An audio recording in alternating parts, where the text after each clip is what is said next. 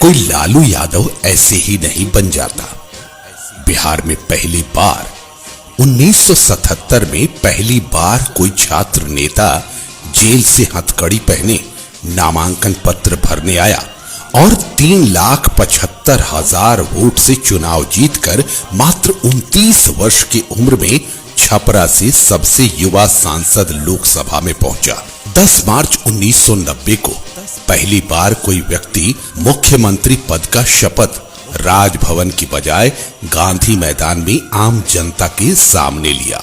1990 में पहली बार कोई ऐसा मुख्यमंत्री हुआ जो मुख्यमंत्री आवास और सरकारी गाड़ी छोड़कर बड़े भाई के चपरासी क्वार्टर्स में रहने और साइकिल की सवारी करने का फैसला किया। पहली बार मुख्यमंत्री पद संभालने के पश्चात जनता से पहली मुलाकात में कहा, वोट का राज मतलब छोट का राज। आप लोग मालिक हो, मालिकों पर अत्याचार नहीं चलेगा।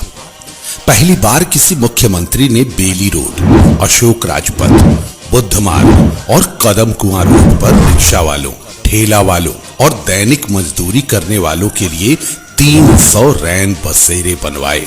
पहली बार किसी मुख्यमंत्री ने ऐलान किया कि सरकार पटना क्लब की 60% जमीन वंचित तबकों के लिए आरक्षित करेगी। डोम, चमार और उन जैसी जातियों के लोग पटना क्लब में शादी की पार्टियां आयोजित कर सकेंगे। वे गरीब हैं, इसलिए महंगी शराब या मुर्गा मटन का खर्च वहन नहीं कर सकते, इसलिए उनको क्लब में अपनी पार्टी में ताड़ी पीने और सुअर का गोश्त खाने की आजादी होगी। पहली बार किसी मुख्यमंत्री ने अविभाजित बिहार के 600 ब्लॉक में मात्र 1 साल में गरीबों के लिए 60,000 आवासों का निर्माण करवाया। पहली बार किसी मुख्यमंत्री ने पटना के राजा बाजार, शेखपुरा, लोहानीपुर, राजेंद्र नगर और कंकड़ बाग जैसे संपन्न इलाकों में दलितों के लिए बहुमंजिला भवन बनवाया। शहरों के बाहरी हिस्सों झुग्गियों में रहने वाले दलित परिवारों की पहचान किया और फिर उनमें से प्रत्येक परिवार को 2 कमरों का अपार्टमेंट आवंटित किया। पहली बार देश में गरीबों को नगद हस्तांतरण की प्रक्रिया बिहार में शुरू की गई। पहली बार किसी मुख्यमंत्री ने मुसहर समुदाय के बच्चों के लिए 300 विशेष विद्यालय खोलने का निर्णय लिया।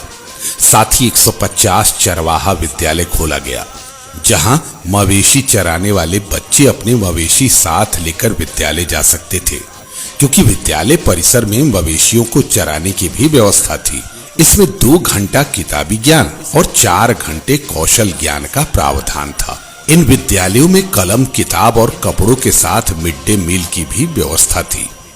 दलित छात्रों को 100 रुपए प्रति माह भत्ते भी तय किए गए थे। यह पूरे विश्व के लिए अनूठा विद्यालय था। अफसोस, यह दीर्घकाल तक सफल नहीं हो सका।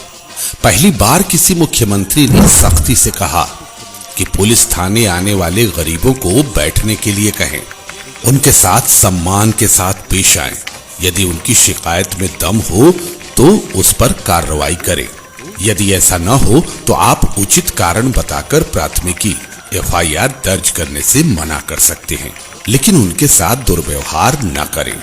इसी तरह के विकास का सोच रखने वाले बिहार का लाल, बिहार का बेटा, पूर्व उप मुख्यमंत्री, नेता प्रतिपक्ष श्री तेजस्वी प्रसाद यादव, जो लगातार अब तक कोरोना काल के साथ बाढ़ की त्रासदी में भी असहाय, असहज छात्र, नौजवान, किसानों, मजदूरों, बेरोजगारों के बीच स्वयं उपस्थित होकर खाद्यान्न से लेकर बिहार के श्रमवीर जब दूसरे राज्यों में लॉकडाउन के कारण त्राहिमाम कर रहे थे तो उन लोगों को अपने घर तक लाने के लिए पुरजोर मेहनत की। इसलिए छात्र, नौजवान, किसान, मजदूर, बेरोजगार और व्यवसायी लोगों से आग्रह है कि माननीय नेता प्रतिपक्ष श्री तेजस्वी प्रसाद यादव जी के कदम से कदम मिलाकर चलें और बिहार को नई ऊर्जा के साथ एक नई ऊंचाई और नया आयाम दें। राष्ट्र की जनता दल जिंदाबाद, लालू यादव जिंदाबाद, बिहार की जनता जिंदाबाद।